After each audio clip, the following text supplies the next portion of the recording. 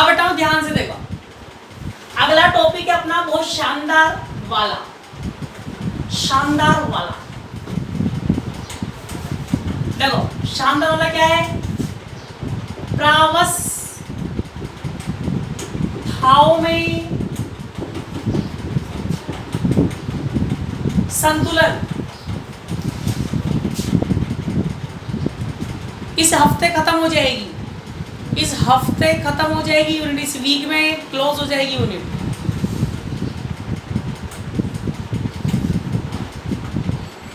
तीन चार दिन में हो जाएगी। अब सुनो पहले मेरी बात, ठीक है। तो बेटा अगला टॉपिक क्या है, प्रावस्थाओं में संतुलन। तो प्रावस्थाओं में संतुलन, तो मुझे बताओ, मैंने आपसे लास्ट क्लास में क्वेश्चन पूछा था कि पृथ्वी पर पदार्थ कितनी अवस्थाओं में पाया जाता है।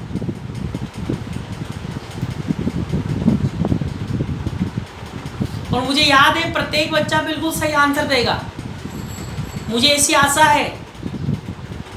Mostly 3, very good, very good, very good, well done. प्रत्येक बच्चे का आंसर आना चाहिए बेटा, प्रत्येक बच्चे का आंसर चाहिए मुझे, बच्चे का आंसर चाहिए। वेरी गुड, वेल डन, बहुत अच्छी बात है बेटा, बहुत अच्छी बात है, सबका आंसर आया। वेरी गुड बेटा, very good, very good, very good, very good, very good, very good बेटा, वेल डन, वेरी गुड।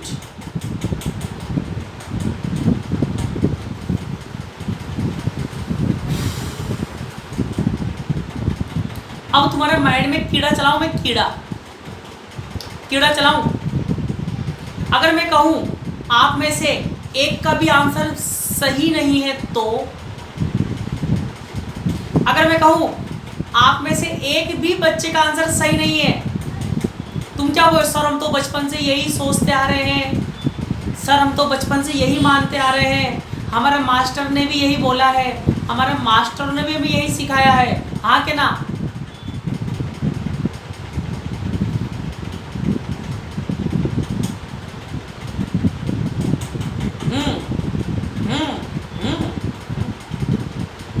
कि सर आप कैसे गलत बोल सकते हो, सर आप कैसे गलत बोल सकते हो। हमसे तो कोई भी पूछता है कि सर अवस्थाएं कितनी होती है, हम तो 3 ही बोलते हैं।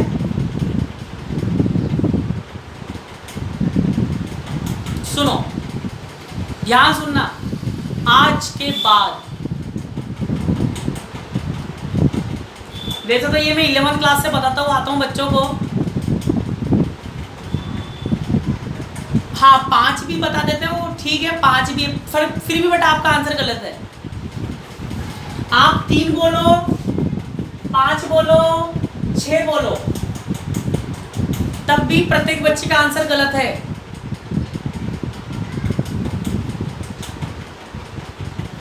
वैसे तो ये बात मैं 11th क्लास में से ही बताता हुआ आता हूँ, 11th क्लास में भी बच्चों की चलती है थर्मोडायनेमिक्स। बेटा 2 भी गलत है, 2 भी गलत है, 1 भी गलत है, और बोलो 1 भी गलत है, 4 भी गलत है, ये लो बस। अब कुछ, अब सुनो, ध्यान सुनना बिल्कुल बेटाओ, पृथ्वी पर पदार्थ अनेक अवस्थाओं में पाया जाता है। अब मत लिखो बेटा सारा आंसर गलत है, 6 हो 7 हो बोल देना मैं अनेक। अब अनेक को क्या लिखोगे तुम, ये पूछो कैसे, ये पूछो कैसे। पृथ्वी पर पदार्थ अनेक अवस्थाओं में पाया जाता है, पूछो कैसे।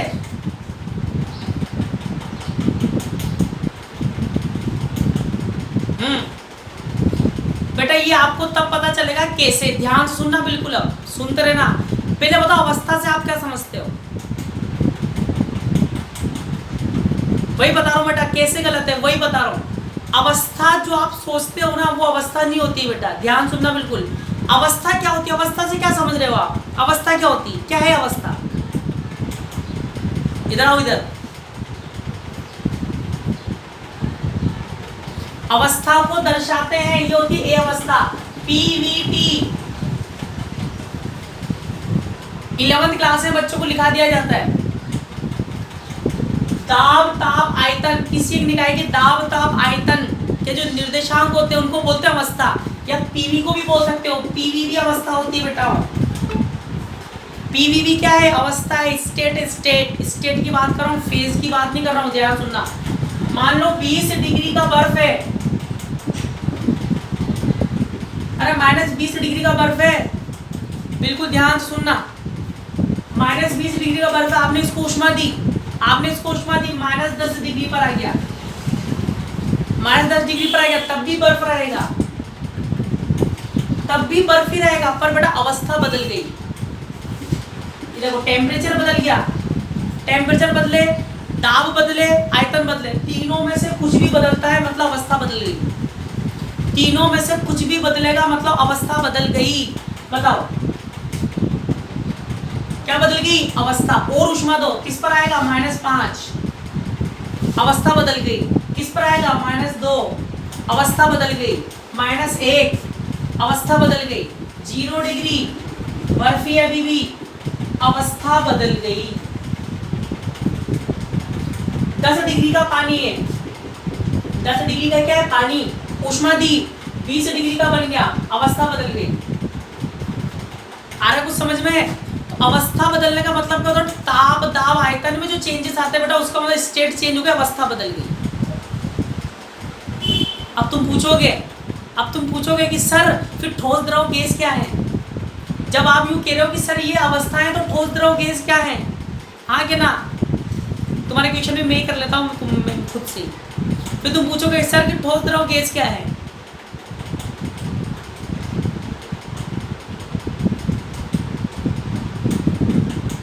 नहीं पूछो कि सर जब आप इनको अवस्था बोल रहे हो, हाँ वेरी गुड, वो प्रावस्था है। क्या है? प्रावस्था। अब आगे तुम्हारे बात समझ में, अब आगे तो बेटा ठोस द्रव गैस अवस्था नहीं है, प्रावस्था है, प्रावस्था। स्टेट नहीं है, फेज है, फेज। तो पहले ये चीज समझो, अपने माइंड में क्लियर लेके चलो कि फेज अलग चीज है, स्टेट अलग चीज है, अवस्था अलग है, प्रावस्था अलग है। ठीक है? तो आज के बाद कोई तुमसे पूछे कि बेटा बताओ पृथ्वी पर पदार्थ कितनी अवस्थाओं में पाया जाता है, तो क्या बोलोगे? प्रत्येक बच्चे का आंसर आना चाहिए, नीचे चैट सेक्शन में लिख के बता दो फटाफट से। पृथ्वी पर पदार्थ कितनी अवस्थाओं में पाया जाता है?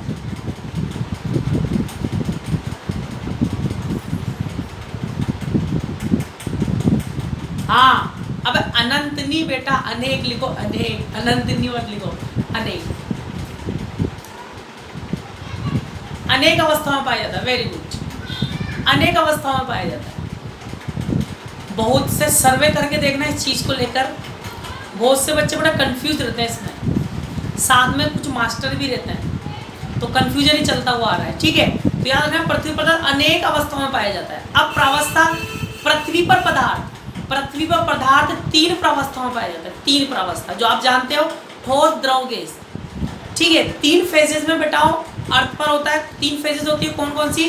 सॉलिड, स्टेट और गैस। वैसे तो 6 प्रावस्थाएं हो चुकी हैं, आज की डेट में 6 प्रावस्था हो चुकी है। फेज की बात कर रहा हूं, अब 6 प्रावस्था कितनी होती है? 1 2 3 4 5 6 प्रावस्था, जिसमें से पृथ्वी पर 3 पाई जाती है। कौन कौन सी? ठोस, द्रव, गैस।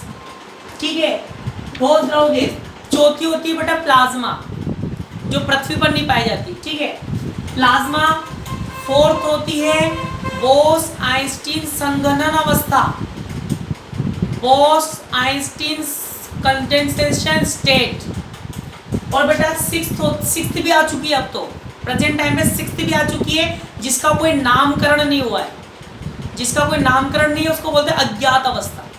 क्या बोलते हैं? अज्ञात अवस्था। ठीक है? तो पृथ्वी पर अपन बात करेंगे, सिर्फ 3 की बात करेंगे फिलहाल, तो वो तो नॉलेज के लिए आपको बता रहा हूँ, जानकारी के लिए। कितनी होती है? 6 ठोस, द्रव, गैस, प्लाज्मा, बोस-आइंस्टीन संघनन अवस्था और 6ठी अज्ञात अवस्था। ठीक है? अब पहले मुझे बताओ, अवस्था और प्रावस्था में डिफरेंस क्लियर हो गया हो तो आगे चलूंगा। हाँ, वो नेचुरल नहीं होती बेटा, वो कृत्रिम होती है, सब बनाया जाता है।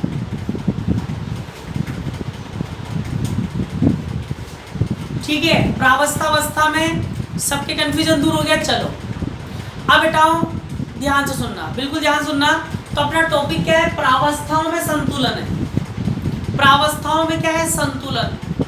तो मुझे बताओ, मैंने अभी आपको एग्जांपल दिया, -12 डिग्री का बर्फ है, -10 डिग्री का भी बर्फ ही रहेगा, -5 पे भी बर्फ, -2 पर भी बर्फ, -1 पर भी बर्फ, और 0 डिग्री पर भी क्या रहेगा बेटा? बर्फ ही रहेगा। फिर 0 डिग्री बर्फ से क्या बनती है? 0 डिग्री का पानी बनता है, 0 डिग्री का पानी, फिर 10 डिग्री का भी पानी, फिर 50 का भी पानी, 80 का भी पानी, 99 का भी पानी, 100 डिग्री का भी पानी। फिर 100 डिग्री पानी से 100 डिग्री की क्या बनती है? भाप बनती है। फिर 100 के बाद भाप, 110, 150 जो भी है। ठीक है, तो मुझे बताओ, अपन ये देखना चाहते हैं कि पृथ्वी में पदार्थ 3 प्रावस्था में पाया जाता है, ठोस, द्रव, गैस। प्रत्येक पदार्थ के लिए एक निश्चित ताप दाब ऐसे होते हैं। प्रत्येक पदार्थ के लिए एक निश्चित ताप दाब ऐसे होते हैं जिस पर प्रत्येक पदार्थ के निश्चित ताप दाब ऐसे होते हैं जिस पर पदार्थ की कोई 2 प्रावस्थाएं संतुलन में होती है। पदार्थ की कोई 2 प्रावस्थाएं क्या होती है? संतुलन में होती हैं। तो बताओ, पानी और बर्फ कब संतुलन में आते हैं? जल्दी बताओ। सब आंसर आपके सामने बोर्ड पर। वेरी गुड, वेरी गुड बेटाओ, very good, very good, very good, very good, very good, very good. तो बट अपन जानते हैं 0 डिग्री बर्फ पर, 0 डिग्री बर्फ पर, मतलब 0 डिग्री पर, सॉरी 0 डिग्री पर बर्फ और पानी संतुलन में होते हैं कि नहीं होते हैं? टेम्परेचर कांस्टेंट हो जाता है, प्रावस्था में परिवर्तन होता है, समझ जाओ संतुलन में है। टेम्परेचर कांस्टेंट होता है, समझ जाओ प्रावस्था संतुलन में है। यहाँ देखो 0 डिग्री का बर्फ, 0 डिग्री का पानी संतुलन में है। और बताओ पानी और भाप कौन से ताप पर संतुलन में आते हैं? Very good, very good. चलो बहुत अच्छे बच्चे हो तुम, बहुत समझदार भी हो, बहुत अच्छे भी हो, सब समझदार हो तुम यहाँ, बहुत अच्छी बात है। 100 डिग्री पर देखो, 100 डिग्री का पानी, 100 डिग्री की भाप संतुलन में है। ठीक है, तो बेटा अपन यहाँ ये चेक करेंगे, अपना ये टॉपिक क्या है? अपना टॉपिक ये है कि जब 2 प्रावस्थाएं संतुलन में आती हैं, जब 2 स्टेट इक्विलिब्रियम में आती हैं, जब 2 प्रावस्थाएं संतुलन में आती है, मतलब 2 स्टेट किस में आती है? इक्विलिब्रियम में आती है। तो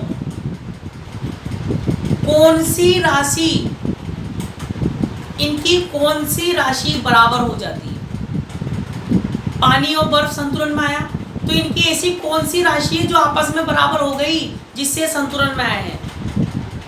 पानी और बर्फ संतुलन में आए, तो ऐसी कौन सी राशि है जो इनमें बराबर हो गई जिससे संतुलन में आ गए? वो अपन यहाँ पर अध्ययन करेंगे। बेटा टेम्परेचर तो इक्वल होता है, हाँ टेम्परेचर तो है ही सही, टेम्परेचर तो बराबर एक निश्चित ताप पर ऐसा हो रहा है, निश्चित ताप पर ऐसा हो रहा है। 100 डिग्री 0 डिग्री पर ऐसा हो रहा है, 100 डिग्री पर ऐसा हो रहा है। पर यहाँ पर अपन भौतिक राशि याद करेंगे, इनके अंदर ऐसा क्या हो जाता है, इनके अंदर की कौन सी राशि समान हो जाती है? तो आपको मैंने पिछले डेरिवेशन करवाया, ठीक है, तो अपन देखेंगे। आओ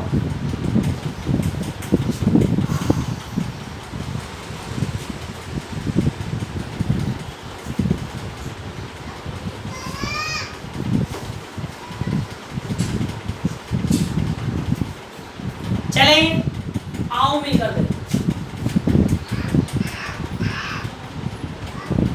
और बेटा वीडियो ऑन कर लो,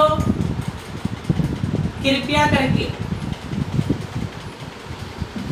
सभी बच्चे वीडियो ऑन कर ले बेटाओ।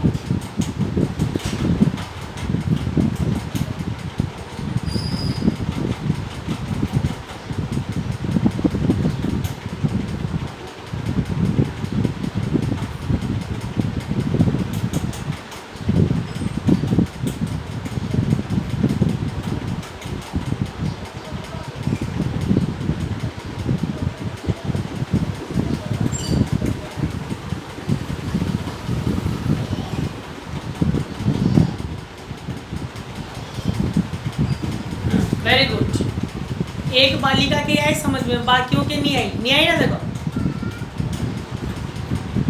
अगले 5 मिनट में उन सबको रिमूव कर दिया जाएगा जिनकी वीडियो ऑन नहीं होगी। 5 मिनट का समय है। हाँ 5 मिनट में चाहो तो तुम नहा धो के आ सकते हो, बढ़िया टनाटन तैयार हो सकते हो 5 मिनट में। Very good. उष्मा भंडार वीडियो ऑन करने में समस्या क्या आती है बताओ। तो जब तुम कोचिंग आते हो जब भी तो अपना थोबड़ा दिखाते हो कि नहीं दिखाते हो, हैं? क्या वहाँ पे भी तुम ऐसे लगा के आओगे सर हम तो अपनी शक्ल नहीं दिखाएंगे, हम शक्ल दिखाने लायक नहीं है, हैं? उष्मा भंडार एडेश पीडेश पीडेश एक भंडार है बेटा, उष्मा भंडार एडेश बचपन से अपन मानते हुए आ रहे हैं। टेम्परेचर टीडेश, दाब, प्रेशर पीडेश, ठीक है। और कोई दूसरा निकाय है ए, और एक निकाय क्या है ए है। और बेटा निकाय ए की 2 प्रावस्थाएं हैं। निकाय ए है, निकाय ए में अपन 2 प्रावस्था ले रहे हैं। ऊपर ले रहा हूं मैं प्रावस्था फर्स्ट और नीचे क्या लेता हूं प्रावस्था सेकंड। प्रावस्था फर्स्ट एंड प्रावस्था सेकंड ले लेता हूं, ठीक है। वही वाली बात है, जैसे 0 डिग्री पर ठोस बर्फ और पानी संतुलन में होते हैं, या 100 डिग्री पर पानी और भाप संतुलन में रहते हैं, ठीक है। तो ये मैंने 2 प्रावस्थाएं क्या ले ली, संतुलन में ले ली, ठीक है। तो यहाँ पर मैं ये चेक करूंगा कि जब 2 प्रावस्थाएं संतुलन में होती है तो इनकी कौन सी भौतिक राशि समान हो जाती है।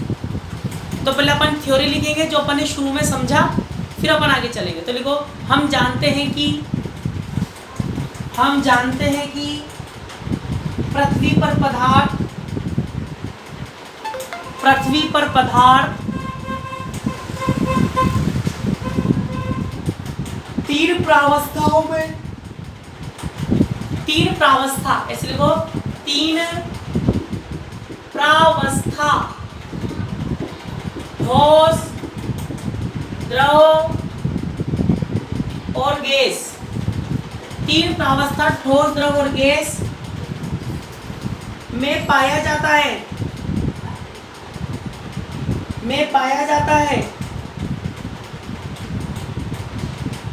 प्रत्येक पदार्थ के लिए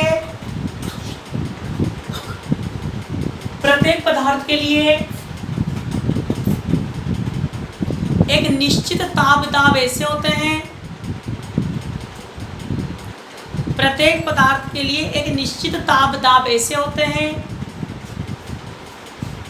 जिस पर पदार्थ की कोई 2 प्रावस्थाएं, जिस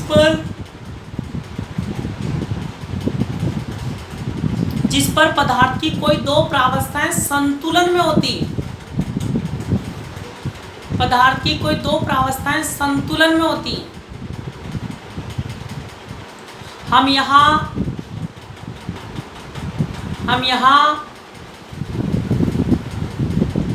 प्रावस्थाओं में संतुलन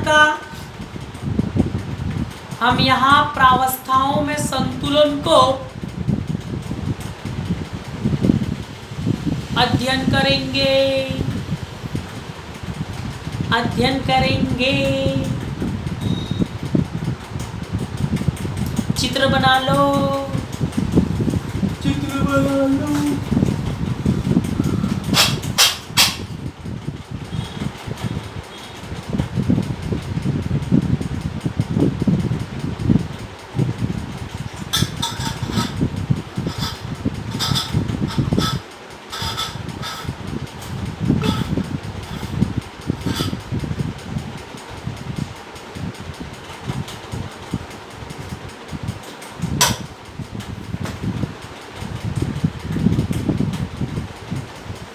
लिखिए आप, बन गया?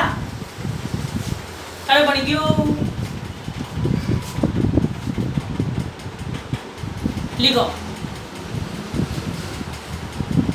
अब लिखो बताओ, मानचित्रानुसार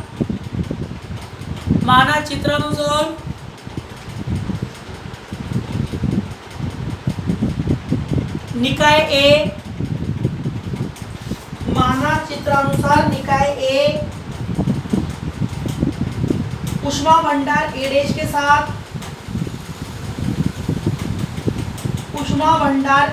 साथ, संपर्क में है।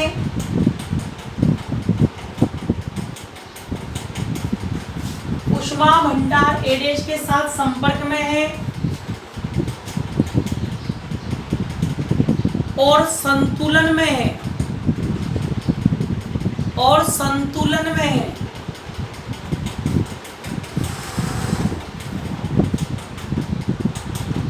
निकाय ए में एक ही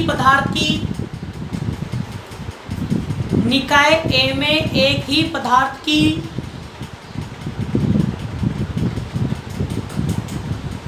दो प्रावस्थाएं, निकाय ए में एक ही पदार्थ की दो प्रावस्थाएं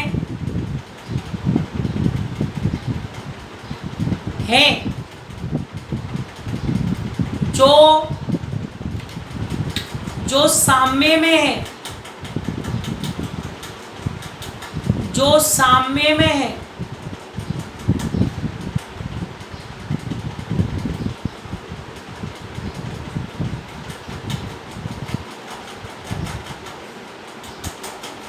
अब बेटा ध्यान से सुनना, बताओ यहां पर निकाय ए है, भंडार के साथ उसमें संपर्क में है। ध्यान से सुनना और सवाल का आंसर देना, जवाब देना। बताओ निकाय ए भंडार के साथ उसमें संपर्क में, संतुलन में भी है, संतुलन में है ना। अब संतुलन में है, बताओ यहाँ पर निकाय ए का कुछ भी कांस्टेंट नहीं है, दाब कांस्टेंट नहीं है, आयतन कांस्टेंट नहीं है, वॉल्यूम भी कांस्टेंट नहीं है। तो बताओ अरे बताओ, जब निकाय ए का कुछ भी नियत ना हो और भंडार के साथ संतुलन में है, तो बताओ निकाय की कौन सी राशि मिनिमम होती है?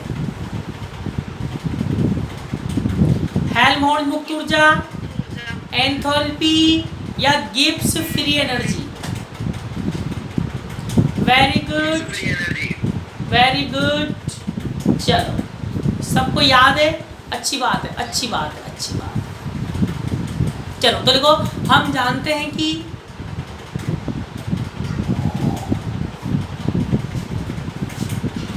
ऊष्मा भंडार के संपर्क में स्थित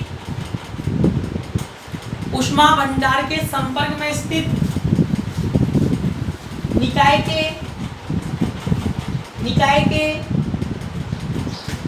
संतुलन के लिए आवश्यक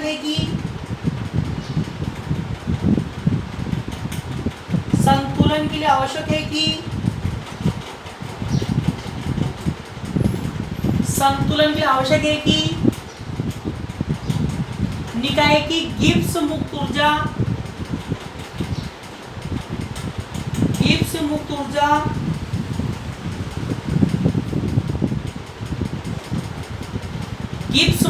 न्यूनतम रहे।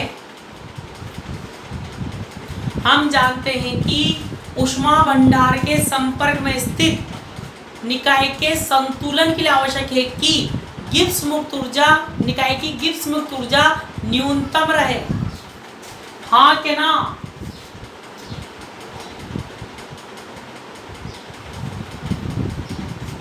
देखो, अर्थात G बराबर मिनिमम, इक्वेशन फर्स्ट यही ना, देखते जाओ बताओ। यदि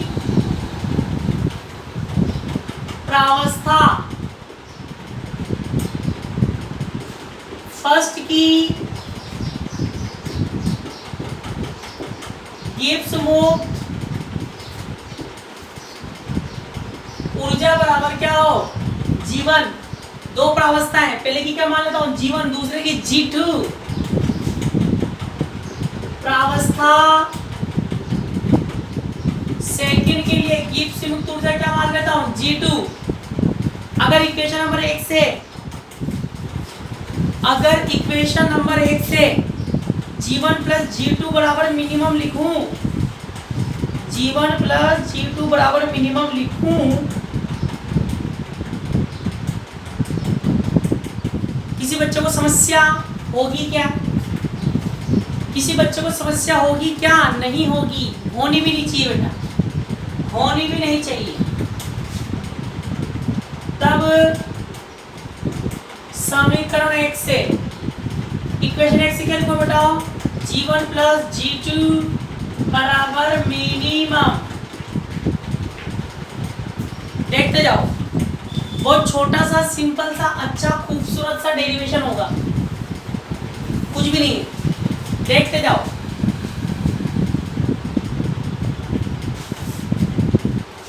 यदि प्रावस्था फर्स्ट में N1 अणु है, प्रावस्था फर्स्ट में कितने अणु मान लेता हूं, N1 हैं, और प्रति अणु गिब्स ऊर्जा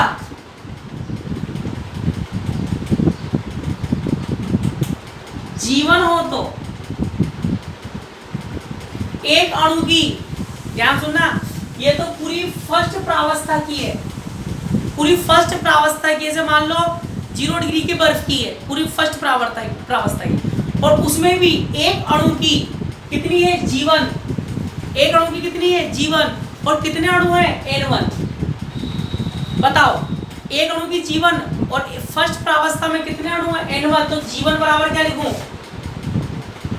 कौन बताएगा, कैपिटल जीवन बराबर क्या लिखूं, जल्दी बताओ। N1 जीवन। वेरी गुड बेटा, N1 जीवन, इक्वेशन नंबर 3। इसी प्रकार यदि प्रावस्था सेकंड में N2 अणु है,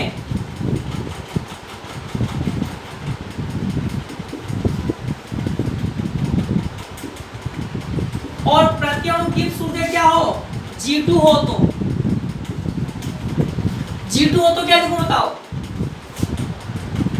G2 बराबर N2 G2, इक्वेशन नंबर 4। लिख सकता हूं कि नहीं, अरे हाँ ना तो बोल दो। आगे चलो, अब बताओ 3 और 4 का मान रख रहा हूं 2 में, 3 और 4 का मान रख रहा हूं, very good. Put equation 3rd and 4th in equation 2, 3rd and 4th के लिए कहाँ पुट कर रहा हूं, 2 में, तो बताओ क्या आएगा, N1 G1 plus N2 G2 बराबर मिनिमम, हाँ कि ना, अरे हाँ कि ना, देखते जाओ। अब बताओ इसका अवकलन करूं, अवकलन करने पर,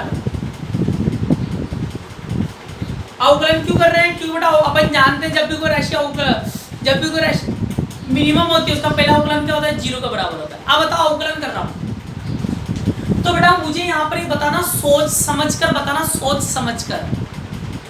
समझकर बताना। यहाँ पर मैं जो अवकलन करूंगा N1 N2 का करूंगा, G1 G2 का करूं, अवकलन N1 N2 का करूं कि G1 G2 का करूं,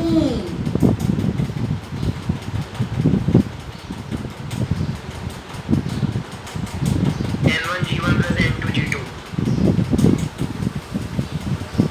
बेटा मैं पूछ रहा हूँ किसका करूं, हाँ पवन कुमार के से G1 G2 का करूं,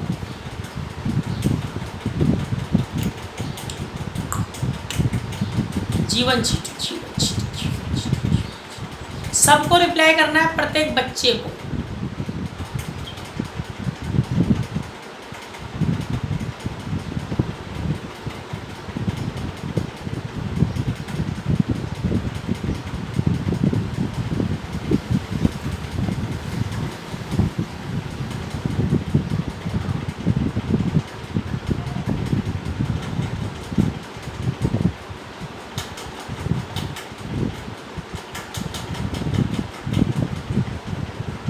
प्रत्येक बच्चों का आंसर देना है, प्रत्येक को। सब बच्चों का आंसर है जीवन जीतू। और कोई बोलना चाहे तो बेटा आपका जीवन जीतू आंसर बिल्कुल सही नहीं है। आपका जीवन जीतू आंसर बिल्कुल सही नहीं है। पूछो कैसे? माधुरी राठौर के लिए N1 N2 बेटाओं जीवन जीतू के नहीं होगा, N1 N2 का होगा। पूछो कैसे? तो बबलू को दिमाग लगाए करो, दिमाग। इधर आओ, इधर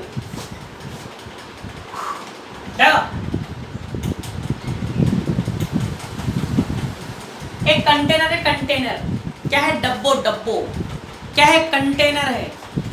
इस कंटेनर में ये बर्फ रखी है, बर्फ।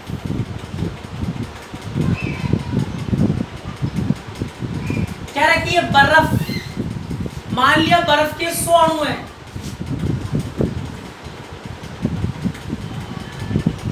अरे बर्फ के कितने अणु है? 100। 0 डिग्री का बर्फ है, ठीक है। अब बताओ, इसको अपन ने ऊष्मा दी। 0 डिग्री बर्फ से क्या बनेगा? 0 डिग्री का पानी बनेगा ना, पहले तो पानी बनेगा। तो बेटाओ क्या पूरा ऊष्मा देते हो पूरा एक साथ पिघल जाएगा क्या, कि धीरे धीरे पिघलेगा? बर्फ को ऊष्मा देते हो कि 1 सेकंड में पानी बन जाता है कि धीरे धीरे बनता है? धीरे धीरे बनता है। इसका मतलब क्या हुआ कि मान लिया पहले 100 अणु थे, 100 में से 10 अणु पानी बन गए। 10 अणु क्या बन गए? पानी। तो 90 क्या है? अरे 90 भी तो बर्फ है। तो टोटल ये कितना है? 100। अब मान लो 20 अणु क्या बन गए? पानी बन गए। तो 80 अभी भी क्या है? बर्फ है। 30 पानी बन गए तो 70 क्या है? अब बर्फ है।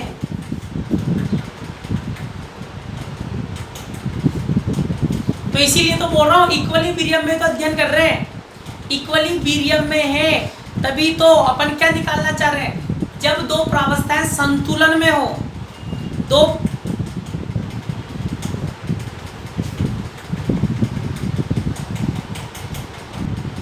चले। हाँ, तो मैं आपको बता रहा था, तो सुनो। तो बेटाओ अपन अध्ययन कर रहे हैं जब दो प्रावस्थाएं संतुलन में, वही तो अपन अध्ययन कर रहे हैं कि जब दो प्रावस्थाएं संतुलन में आती है तो क्या बदलता है और कौन सी राशि समान रहती है। वही तो बता रहा हूं मैं आपको कि जब दो प्रावस्थाएं संतुलन में आ रही है तो यहाँ पर क्या बदल रहे हैं? अणुओं की संख्या बदल रही है। तो वही तो अपन यहाँ ज्ञात कर रहे हैं कि जब दो प्रावस्था संतुलन में है, संतुलन में है तो कौन सी भौतिक राशि समान होगी, वो अध्ययन कर रहे हैं। और यहाँ पर किससे देख रहे हैं? ये संतुलन में आएगी, संतुलन में आई तो कौन किसका अवकलन होगा? जीवन जीव का अवकलन होगा कि N1 N2 का अवकलन होगा? लिख के बताओ जल्दी। जीवन G2 का करूं कि N1 N2 का करूं?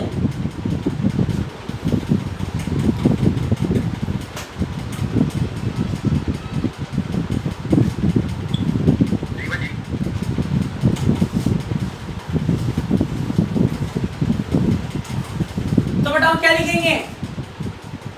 क्या लिखेंगे?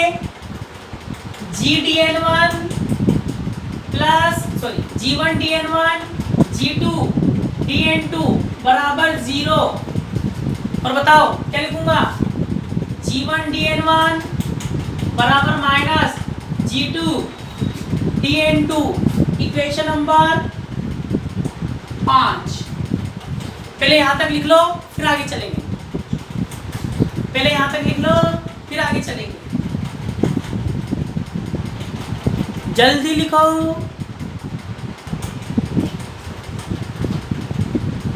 अब देखो,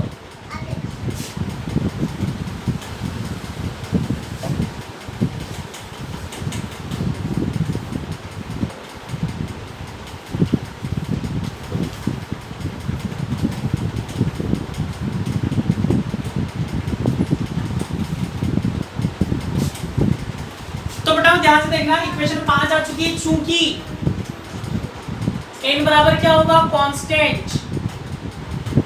n बराबर कांस्टेंट क्यों लिख रहा हूं, क्यों बेटा, कुल अणुओं की संख्या तो क्या रहेगी, नियत रहेगी, जैसे 100 अपन ने मानी थी, तो 100 तो क्या है constant, 90 10 constant, 20 80 constant, 30 70 constant, 40 60 constant. तो बताओ n1 प्लस n2 बराबर भी क्या आएगा बेटा, वो कांस्टेंट। अवकलन करूं तो क्या लिखूंगा, dn1 प्लस dn2 बराबर 0। हाँ या ना बोलते रहो। तब n2 का dn2 का मान निकालो, dn2 बराबर क्या आएगा, हाँ या ना बोलते रहो। dn2 बराबर माइनस का dn1, इक्वेशन नंबर 6। dn2 का मान यहाँ रख रहा हूं, पुट इक्वेशन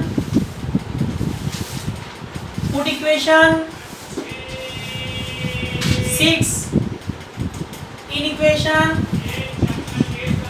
5। बताओ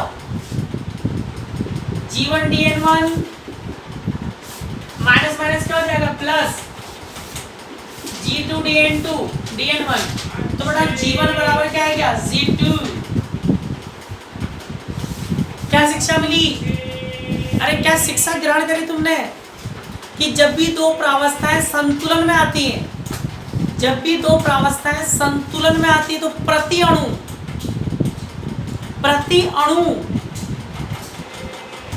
पर मॉलिक्यूल गिब्स मुक्त ऊर्जा, गिब्स फ्री एनर्जी क्या हो जाती है, बराबर हो जाती है। मतलब पहली प्रावस्था के प्रत्येक अणु की गिब्स मुक्त ऊर्जा दूसरे प्रावस्था के प्रत्येक अणुओं की गिब्स मुक्त ऊर्जा की क्या हो जाती है, बराबर हो जाती है। क्या जाते हैं, सामने में आ जाते हैं। अच्छा आप लोग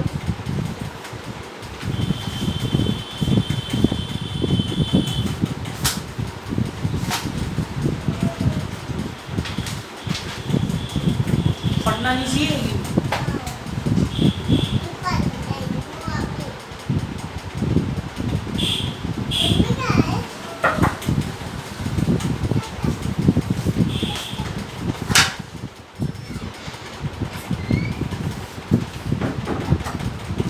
छप गया,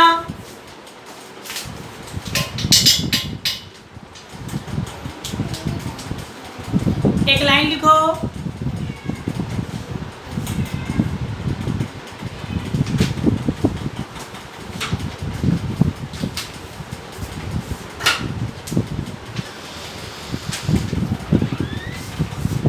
एक लाइन लिखो।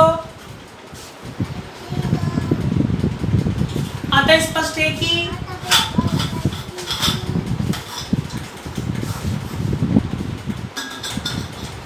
स्पष्ट है कि दो प्रावस्थाओं की साम्य स्थिति हो, दो प्रावस्थाओं की साम्य की स्थिति में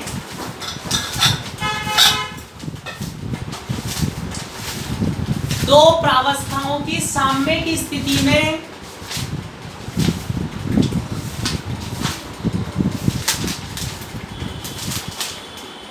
उनकी प्रति अणु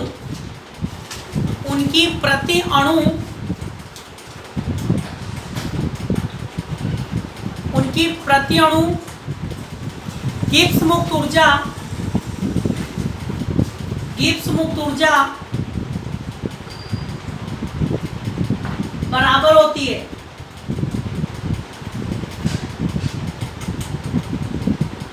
अगला आंसर लिखो, यदि प्रावस्थाओं के मध्य संतुलन को दर्शाने के लिए, यदि प्रावस्थाओं के मध्य संतुलन को दर्शाने के लिए दाब और ताप के बीच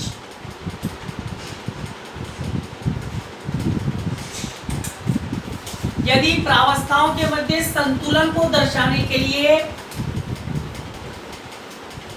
यदि प्रावस्थाओं के मध्य संतुलन को दर्शाने के लिए दाब, प्रेशर एंड ताप और ताप के बीच, टेम्परेचर के बीच आलेख खींचते हैं, ग्राफ खींचे तो, ग्राफ खींचे तो इसे प्रावस्था